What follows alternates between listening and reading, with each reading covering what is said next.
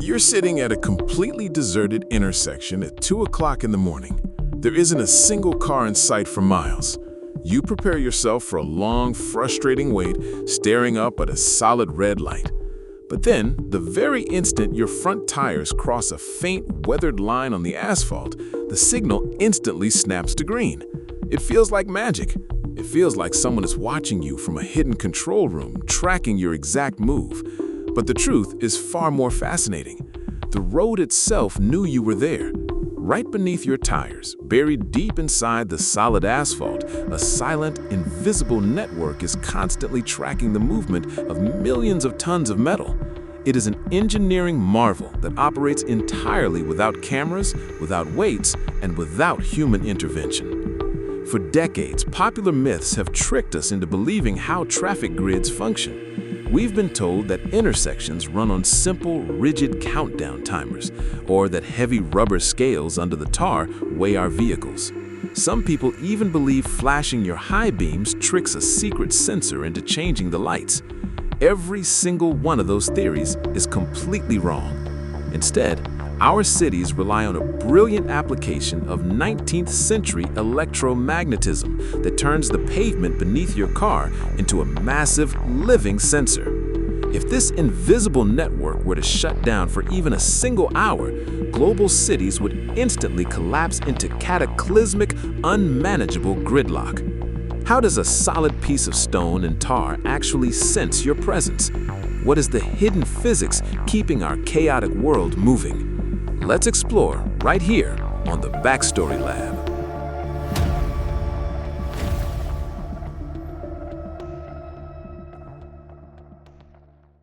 To truly appreciate this invisible infrastructure, we have to look at the absolute nightmare of early city traffic.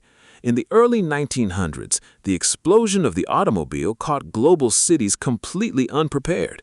Suddenly, horses, pedestrians, streetcars, and hundreds of newly manufactured Model T Fords were violently fighting for space at intersections. The earliest solution was simple brute force. Police officers stood directly in the center of chaotic intersections, waving their arms, blowing whistles, and manually directing traffic. It was incredibly dangerous, highly inefficient, and completely unmanageable as cities grew. By the 1920s, cities began installing the very first automated traffic lights. But these early signals were completely blind. They operated on rigid, mechanical clockwork timers. The light didn't care if there were 50 cars waiting on the main avenue and 0 cars on the side street. It would blindly switch colors every 30 or 60 seconds, completely ignoring real-world conditions. This mechanical blindness created an entirely new problem: phantom traffic jams. Drivers would sit stranded at red lights for minutes at a time, staring at a completely empty cross street, losing millions of hours of productivity. Engineers quickly realized that for a city to flow smoothly, the traffic light needed to stop acting like a blind clock and start acting like an intelligent brain. It needed a way to actually see the vehicles. In the late 1920s, inventors tried everything to solve this problem. Some installed sound-activated sensors on light poles. To get a green light, drivers literally had to honk their car horns loudly at the intersection. As you can imagine, this drove residents living near intersections absolutely insane. Others tried using early photoelectric eyes, but soot from exhaust pipes, heavy rain, and dense fog constantly blinded the lenses. The breakthrough finally came in the late 1950s when engineers stopped looking up at the sky or at the light poles for answers and instead looked directly down at the ground. They realized the ultimate sensor shouldn't be exposed to the elements at all. It needed to be buried deep inside the road itself. The next time you are stopped at an intersection, look closely at the asphalt right behind the white stop line. You will almost always see a distinct, dark outline carved into the ground. Sometimes it's a large square, sometimes a clean rectangle, and occasionally a sharp diamond shape. These geometric lines are not cracks, and they aren't patches from old road construction. They are the physical footprints of an inductive loop sensor. Despite the advanced job it performs, the physical anatomy of a loop sensor is beautifully simple. It consists of a narrow trench precisely saw-cut into the asphalt about 1 to 2 inches deep. Tucked inside that shallow trench is nothing more than a standard insulated copper wire wrapped around in a continuous loop 3 to 4 times. Once the wire is nestled in place, engineers seal the trench with a heavy-duty, weather-resistant black epoxy to protect it from heavy tires, moisture, and extreme temperature changes. The 2 loose ends of this copper wire run out from the road through a protective underground conduit and straight into the heavy metal control box sitting on the sidewalk corner. That is the entire physical apparatus: a loop of wire, a handful of sealant, and a control box. There are no moving mechanical parts, no delicate digital lenses to get dirty, and no fragile scales to break under a heavy truck. So how does a simple loop of copper wire buried in stone detect a 3,000-pound vehicle without ever touching it? The answer relies on a beautiful principle of physics discovered all the way back in 1831 by scientist Michael Faraday: electromagnetism. To understand the magic happening beneath your tires, we have to look at how electricity behaves when it travels through a loop.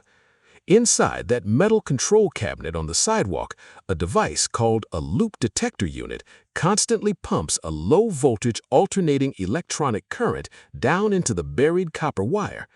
This current alternates at a highly specific rapid frequency, typically between 20 and 100 kilohertz. According to the fundamental laws of physics, whenever an electrical current flows through a wire loop, it automatically creates something invisible: a localized magnetic field. Because the wire is buried in a loop, this magnetic field radiates upward, rising right through the solid asphalt and hovering like an invisible dome about 3 feet above the surface of the driving lane. At this exact moment, when the intersection is empty, the system is perfectly balanced. The loop possesses a highly stable baseline property known as inductance, which is essentially the wire's natural capacity to resist changes in the electric current flowing through it. The control box registers this stable number and waits. Suddenly, your car arrives at the intersection. Your vehicle is a massive, moving mountain of structural steel, iron, and aluminum.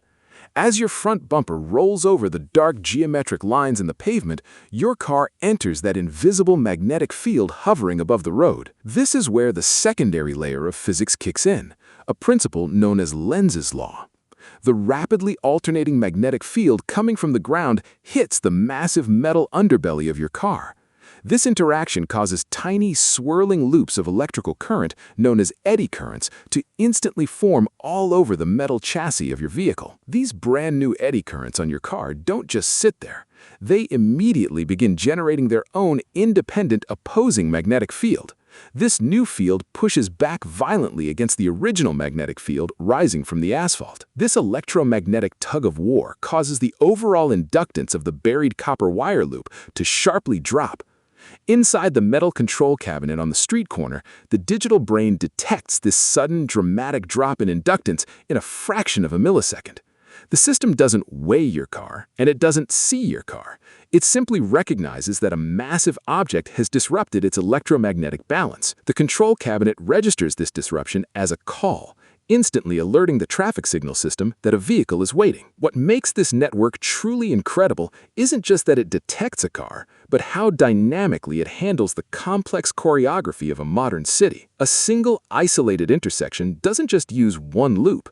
It utilizes a highly sophisticated layout of multiple independent loops, each tuned to perform a very different job to optimize traffic flow. At the very front of the lane, right at the stop bar, engineers install presence loops.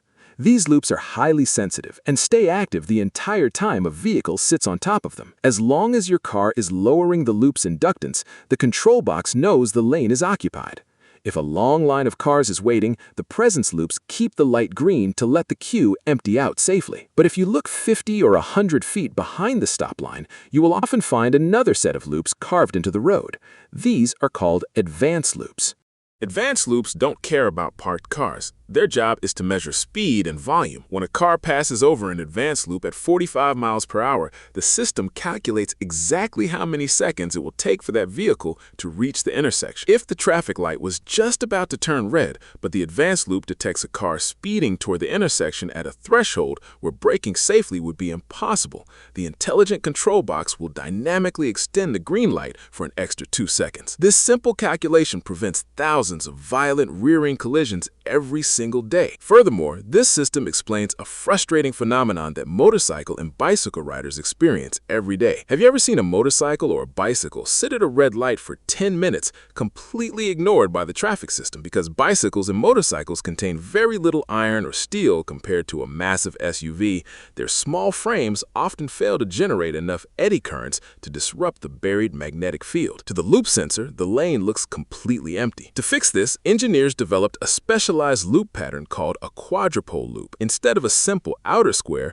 the wire is wrapped in a continuous figure-8 pattern. This geometric tweak concentrates the invisible magnetic field directly along the center line of the lane, making it sensitive enough to detect even the small aluminum rim of a bicycle wheel. When you scale this concept up from a single intersection to an entire metropolis, you begin to see the true majesty of the network. In major global cities, thousands of these buried inductive loops are networked together into centralized supercomputing traffic systems known as adaptive traffic control networks. Every millisecond, data from these thousands of asphalt sensors is fed into a central brain. The system tracks exactly how fast traffic waves are moving, counts the volume of cars flowing from the suburbs into the commercial districts, and automatically predicts where bottlenecks are about to form. Instead of relying on rigid timers, the city's lights dynamically adjust their timing in real time, completely reshaping the flow of the city on the fly. During rush hour, the green lights along major avenues are automatically extended to clear out heavy volume,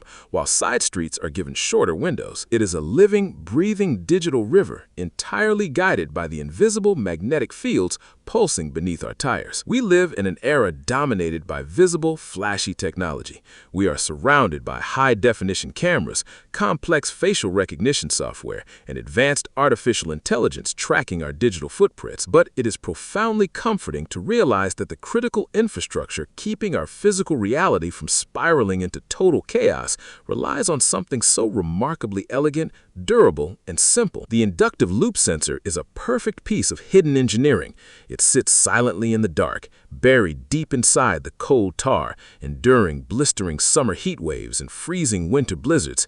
It asks for nothing, it needs no maintenance, and yet it effortlessly speaks the silent language of electromagnetism to keep the modern world moving forward, one green light at a time. Thank you for watching. If you have suggestions for our next video, feel free to share them in the comments below, and we'll see you next time on the Backstory Lab.